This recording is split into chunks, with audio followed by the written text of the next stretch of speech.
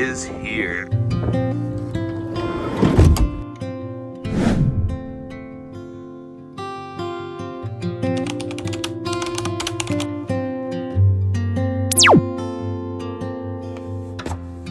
Well, it's Thanksgiving morning. Welcome to the North. I guess we're gonna do some projects on the inside. And I'll show you some updates, I guess.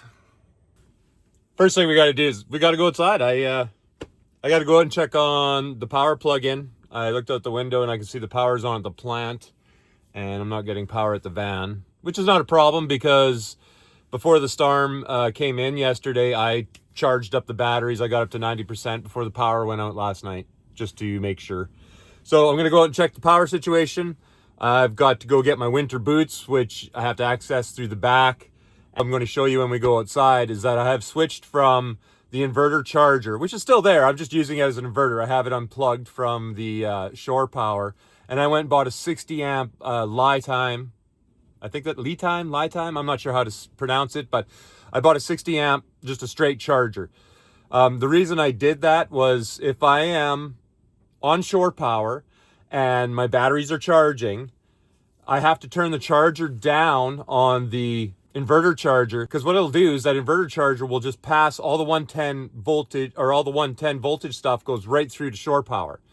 But it's also drawing 40 amps to charge the batteries. So when I turn on my coffee maker or do anything that involves a little power, that it's just kicking out the shore power, right? It's going over and above what it can handle, which isn't the worst thing, but I like this situation better with the charger because now the charger is just throwing 60 amps into the system. Plus now that it's cranked up, because I could just do straight 60 amps, I'm getting a lot faster charge times. One of the other upgrades I did buy was I bought one of those little, what do you call it? Champion generators.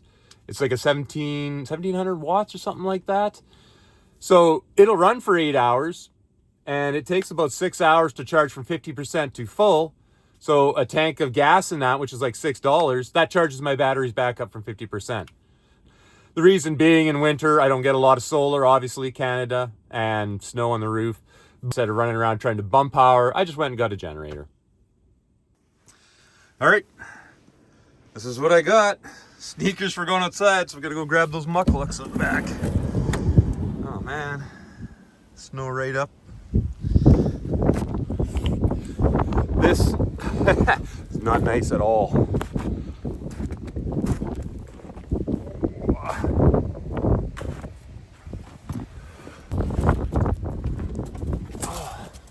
So just hanging on my back door here, I keep a couple of things. Here's my mucklucks. We'll take those in with me.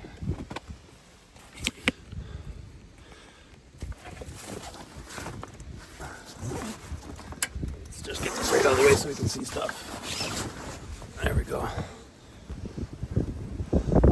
All right, so like I said, here's one of my upgrades.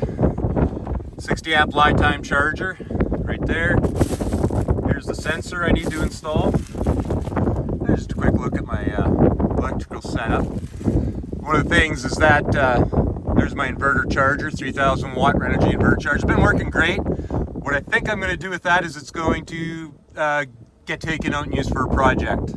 I'm not sure what project yet. I would like to kind of make an off-grid cabin, so they would be solar powered, and then have a generator backup type stuff.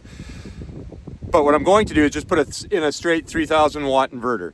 The new Renogy ones have pass through, so what I can do is I can put a relay in that will either send power to the charger or power to the inverter, and it'll just be switched, right? So then I'll have a switch on the side of the wall where I can just flip the charger on, and then it'll stop passing the 110 power through, switch over to the inverter for power directly.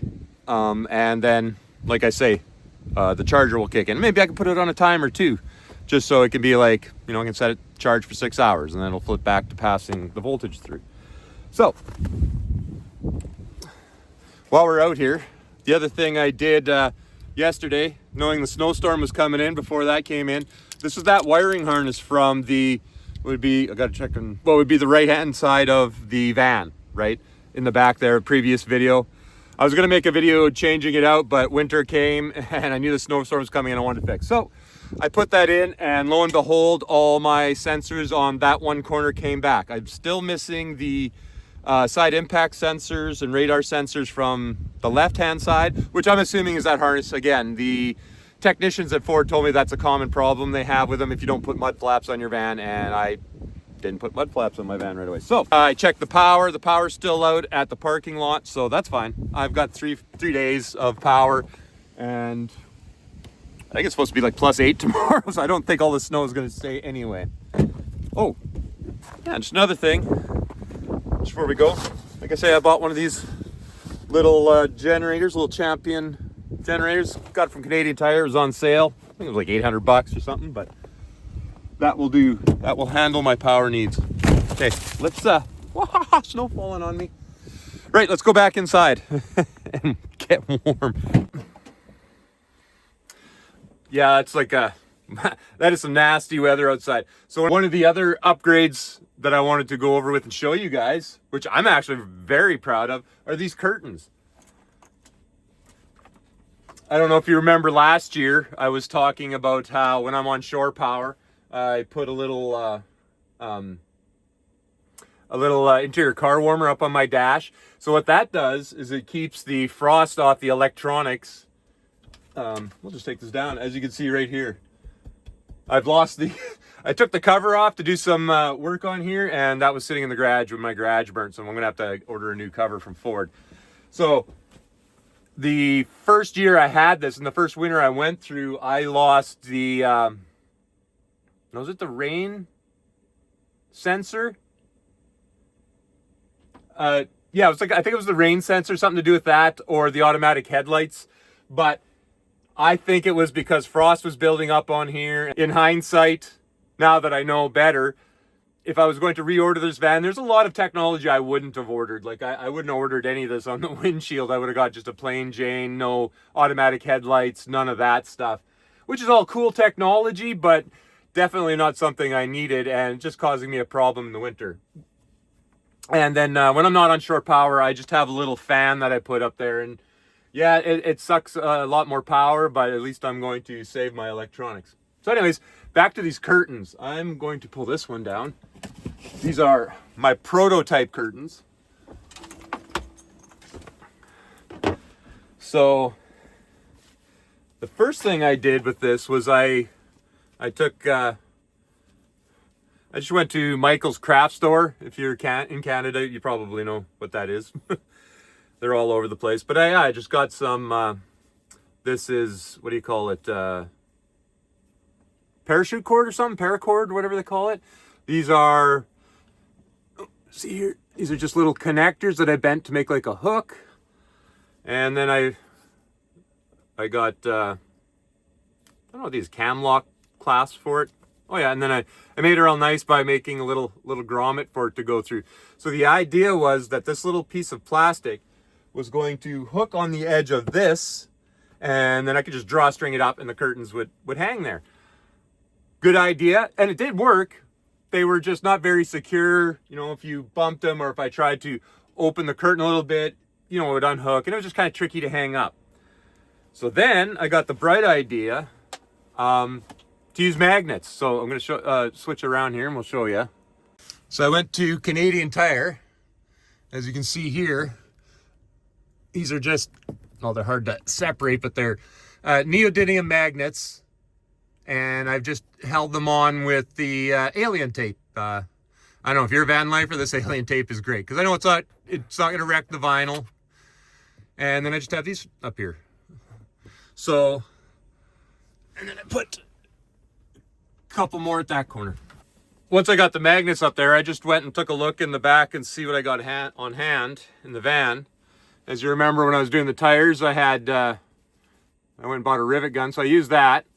And then I just got, these are little mending plates. I had them sitting in the back for some reason.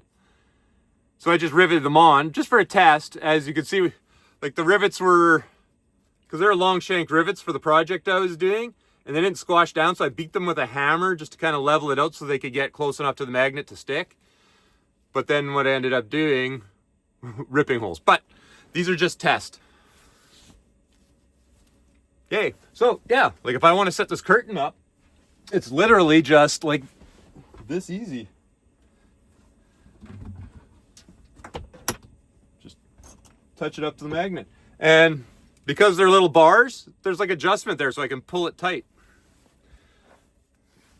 Oh, that was the one for the corner. So it just clicks on there. Well, click. Just like that. And voila, there are my curtains. What else? Oh, outdoor lighting. I haven't got around to wiring lights all over my van yet. That's going to be a next summer project. As you can tell, like, I mean, there's still trim and stuff I have to do in here and some electronics I have left to do. But one thing I did do was I went to Canadian Tire again. It's on, okay. And I bought one of these. They actually come in a 2-pack for, I'm going to say like $27. Not exactly sure. So these just, obviously solar, so they charge up during the day, and you can set them to either come on dimly, so they just come on dimly all night long, or you can set them to come on brightly due to sensing movement. Again, Canadian Tire, I got some neodymium magnets, right? You can see it there. And then I went and got, you get those little like Velcro strips that just like glue on, the, you know, self-adhesive, like 3M Velcro strips. So I actually, what I did was I went and just took the soft side and glued that on the underside of the magnet. So when I put it up on the body of the van, it's not that hard magnet, just right on my paint, possibly chipping it, maybe damaging it. I don't know, because like if you go to pull it off, you don't pull it directly off, it kind of slides a little bit, just to help with that.